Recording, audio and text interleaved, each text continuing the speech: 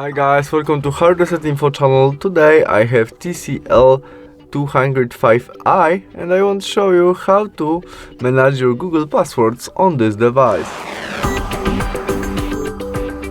Our first step to do that is from main menu we must go to the Google Chrome. Right there. And where we are on it, we press three dots on the right corner and settings. Now we go to the password manager and there we can manage our Google password. We can turn on or turn off some function as save passwords, auto sign-in, what you want. And we can manage our password which our smartphone remember, in this case to our Facebook account.